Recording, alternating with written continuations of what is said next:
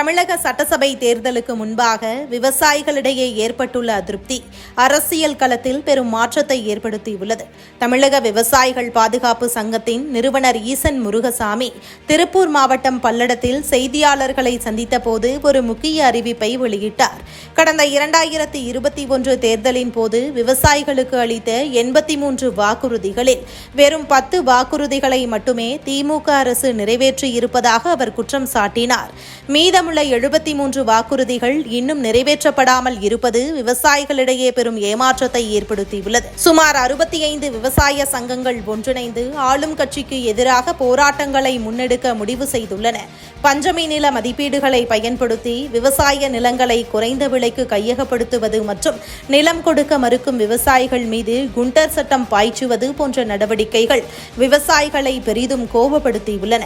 திருவண்ணாமலையில் நடந்த இத்தகைய சம்பவங்கள் இதுவரை இல்லாத ஒரு அடக்குமுறையாக பார்க்கப்படுகிறது. விவசாயமும் நீர் பாதுகாப்பும் முக்கிய பிரச்சனையாக இருக்கும் அவிநாசி போன்ற தொகுதிகளில் இந்த எதிர்ப்பு அலை திமுகவிற்கு பின்னடைவாக அமையலாம். அதே சமயம் பாரதிய ஜனதா கட்சியின் வேட்பாளரும் மத்திய அமைச்சருமான எல் முருகன் விவசாயிகளின் நலனை முன்னிறுத்தி தீவிர பிரச்சாரம் செய்து வருகிறார்.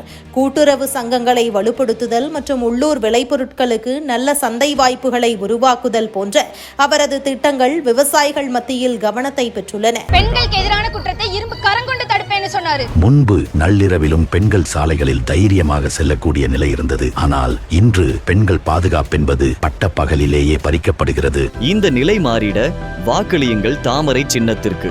ஆளும் கட்சி மீதான அதிருப்தியும் எல் முருகனின் வாக்குறுதிகளும் அவரது வெற்றி வாய்ப்பை பிரகாசமாக்கியுள்ளன. இந்த விவசாயிகள் எழுச்சி வரவிருக்கும் தேர்தலில் ஒரு தீர்மானிக்கும் சக்தியாக உருவெடுத்துள்ளது.